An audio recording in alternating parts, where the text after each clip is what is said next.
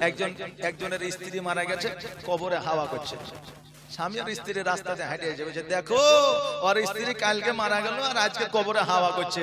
তো বলছে নিশ্চয়ই ও ভালো কাজ করেছে, ওই জন্য কবরে হাওয়া করছে, তুই দেখতে পাচ্ছিস। আর ভালো কাজ না করলে তো কবরে হাওয়া করতে হবে। কি ভালো কাজ করেছে, চলো দেখে আসি একবার।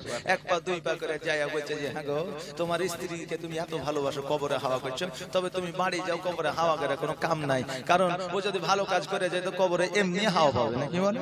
হ্যাঁ, তো বাড়ি চলে যাও। তো বলছে যে আমি যেটা করছি সেটা করতে দে, তোরা যেখানে যাচ্ছিস তোরা সেখানে যা। এবার ও বলছে হ্যাঁ গো, তোমার স্ত্রী এমন কি কাজ করে চলে যে এত ভালোবাসো তোমার স্ত্রীকে? বলছে ভালোবাসা, ভালোবাসা কে বললো তোকে রে? ভালোবাসা টালোবাসা কিছু নাই। আমার স্ত্রী যখন মারা যায় তখন আমাকে বলেছিল যে আমি মারা গেলে তুমি তো বিয়ে করবে, কমসে কম আমার কবর শুকানোর আগে যেন বিয়ে করো না। এই জন্য আমি কবরটা হাওয়া করছি যাতে তাড়াতাড়ি শুকায়, তাড়াতাড়ি বিয়েটাও যাতে করতে পারে। কথা কি বুঝতে পারলেন?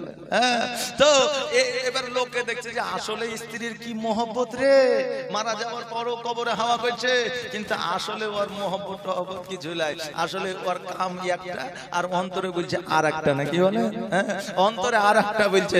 বাবজি ভাইরা, তা আমাদের মনের গতি রীতি ওই রকম হয়ে গেছে। আমাদের ভালোবাসা ওইরকম, ভালোবাসি ভালোবাসি নবী গো তোমায় ভালোবাসি, কিন্তু রবিউল আউয়াল যখন হয় জাস্ট